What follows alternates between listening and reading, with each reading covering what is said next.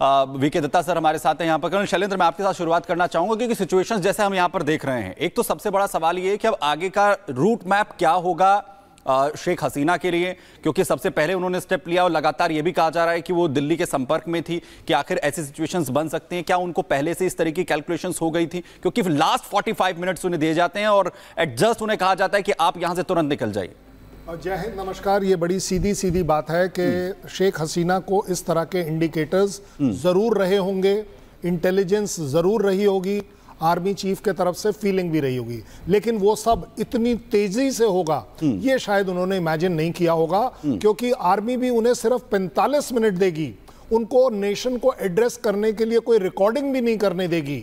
ये सारी बातें शायद उनके लिए चैलेंज और शॉक रही होंगी। बट यस, इस तरह के मैं तो कहता हूँ इवन पाकिस्तान में ये बड़ा कॉमन है कि हर आर्मी चीफ और हर प्राइम मिनिस्टर एक ऑल्टरनेट रूट ऑलरेडी ढूंढ के रखता है। इसलिए आप देखते हैं कि पाकिस्तानीज के ज़्यादातर प्रॉपर्टी लंदन में होती हैं।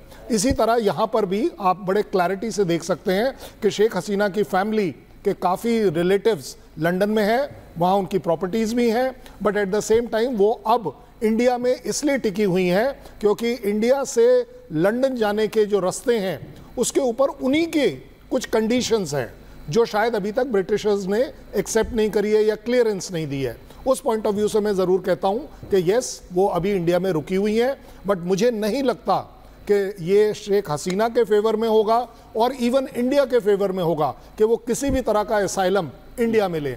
मुझे लगता है इंडिया के लिए बहुत बेनिफिशियल होगा कि ये प्रॉब्लम जाकर लंदन में सॉल्व हो।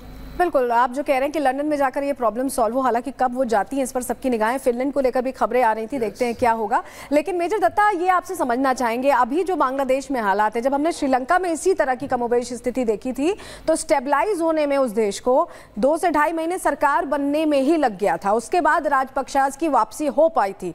तो आप क्या ऐसा देख रहे हैं कि वहां पर इलेक्शंस, अभी तो हालांकि लंबा वक्त लगेगा, कितना वक्त आपको लगता है कि स्टेबलाइज होने में सिचुएशन लगेगा और क्या हसीना वापसी कर पाएंगे राजपक्षाज की तरह? देखिए, ऐसा जो प्रेजेंट सिचुएशन पैदा हुई है इसके अंदर शेख हसीना ने ऑलरेडी डिक्लेयर किया कि अभी दोबारा वापस वो नहीं आने वाली, बल्कि उनके बेटे ने ये इंटरव्यू दिया मीडिया में कि उनकी जो माँ है वो वापस पॉलिटिक्स में अब नहीं आएंगी, उनकी एज भी हो गई है और जो भी उनका योगदान था बांग्लादेश को एक तगड़ा इकोनॉमिकली पावरफुल देश बनाने का, उन्होंने अपना योगदान दिया एज अ बांग्लादेश नेशनल। और जो शेख मुजीब की बेटी होने के नाते जो जैसे जो महात्मा गांधी का रुतबा हमारे यहाँ भारतवर्ष में है, वही रुतबा उनका था वहाँ बांग्लादेश में। और ये बड़ा अनफॉर्चुनेट है कि उनकी स्टैचूज़ को गिरा देना, उनके फ़ोटो को हटा देना पूरी दुनिया में, क्योंकि जो आज की जनरेशन बांग्लादेश में है ये वो 71 के युद्ध में बांग्लादेश लिबरेशन वॉर में शामिल नहीं थे, नहीं कर रहे हैं कि उन्होंने ये देश बनवाया, उनकी बहुत बड़ी भूमिका रही। ये जनरेशन को नहीं मालूम। और दूसरी बात, जो जमाते इस्लामी है, BNP जो उनको सपोर्ट कर रहे हैं, वो लोग वो थे जो रज़ाकार थे उस समय जब ये पाकिस्तान की आर्मी बांग्लादेशियों के ऊपर अत्याचार कर रही थी। तो अभी जहाँ तक शेख हसीना साहब का सवाल है, वो असाइलम लेंगी और रिटायर होंगी, लेकिन जहाँ तक सरकार बनने का सवाल है बांग्लादेश में, पहले एक इंटरम गवर्नमेंट का प्रावधान था उनकी कॉन्स्टिट्यूशन में, उसको शेख हसीना ने हटा दिया था। अभी जो आर्मी का चीफ है उसने डिक्लेयर किया कि एक इंटरम गवर्नमेंट बनाएंगे और उसके बाद में फिर इलेक्शन की जाएगी और इंटरम गवर्नमेंट में ऑल पार्टी, अभी ऑल पार्टी में जो अवामी लीग वाले उनको तो शामिल आए नहीं थे वो, क्योंकि एक सिक्योरिटी थ्रेट भी था, लेकिन और भी जो पार्टीज़ हैं उनको मिला के एक इंटरम गवर्नमेंट बनाने का प्रावधान था। तो अभी इंटरम गवर्नमेंट बनेगी तो पहले प्रोविज़न में 3 महीने के अंदर इलेक्शन होना होता है और तब तक आर्मी सिक्योरिटी का बंदोबस्त करके रखती है। अभी अगर आर्मी का चीफ चाहे तो 3 महीने की जगह 6 महीने भी खींच देगा, 1 साल भी खींच सकता है। वो डिपेंड करता है कि क्या ये present current army chief Bangladesh का वो ज़ियाउर रहमान बनना चाहेगा या इरशाद बनना चाहेगा, क्योंकि उन्होंने भी ये गेम खेली थी, क्योंकि बीच में और भी 2-3-4 बार कू हुए हैं जो आर्मी के लोगों ने किए हैं। तो अभी ये आर्मी ही तय करेगी बांग्लादेश में कि नेक्स्ट इलेक्शन कब होगा। बिल्कुल ठीक है, बड़ी बात आप यहाँ पर कह रहे हैं। हमारे साथ कर्नल शैलेंद्र सर हैं, उनसे बात करते हैं। सर, जिस तरीके से सभी कह रहे हैं, और उनके बेटे ने, शेख हसीना के बेटे ने साफ साफ ये कहा है कि वो निराश हुई है क्योंकि छात्रों के खिलाफ उन्होंने सुरक्षा बल का इस्तेमाल नहीं किया था, उसके बावजूद ऐसे हालात देखने को मिले।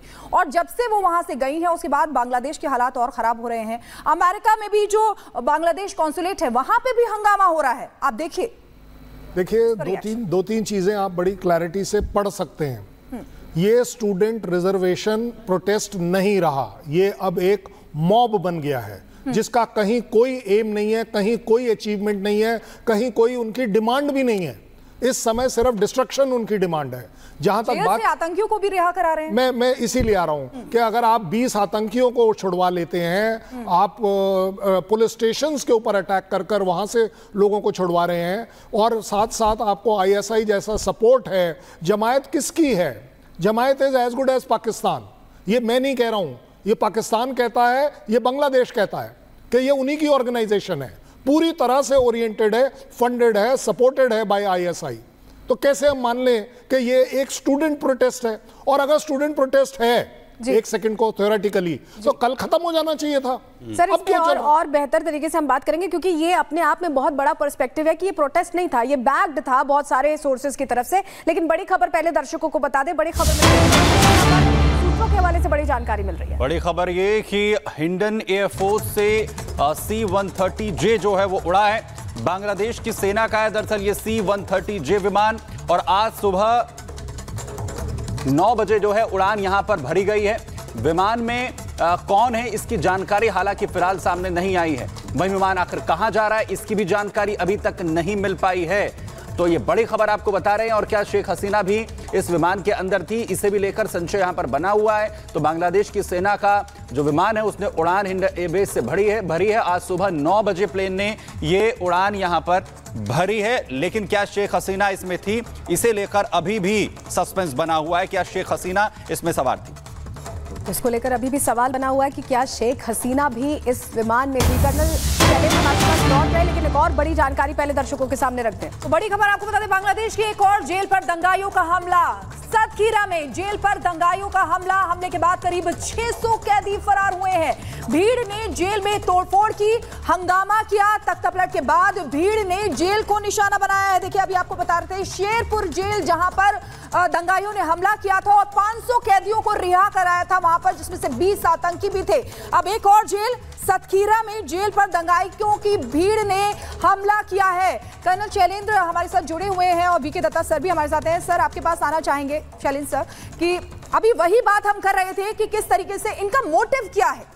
वहां पर तो लगातार हिंसा फैला ही रहे हैं, अमेरिका तक भी पहुंच गए, जेलों को निशाना बना रहे हैं, वहां से कैदियों को छुड़ा रहे हैं, आतंकियों को छुड़ा रहे हैं, एक और जेल को निशाना बनाया। सर एक चीज और जोड़ लीजिएगा उसमें, आप जो उस समय बड़े पर्सपेक्टिव की बात कर रहे थे कि पाकिस्तान का भी हाथ है, चीन भी चाहता था कि कंट्रोल मिले, और उसके अलावा विपक्षी नेता और सेना ने तो बिल्कुल साथ नहीं दिया। क्या सेना चाहती तो ये इतना बड़ा जो मैसिव प्रोटेस्ट हो रहा था इसे दबा नहीं सकती थी? क्या अपने प्रधानमंत्री को जानकारी नहीं दे सकती थी कि आपके खिलाफ इतना कुछ चल रहा है?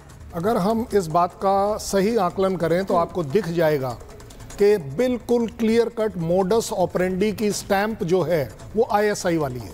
जैसा पाकिस्तान में होता है वैसे अब यहाँ हो रहा है।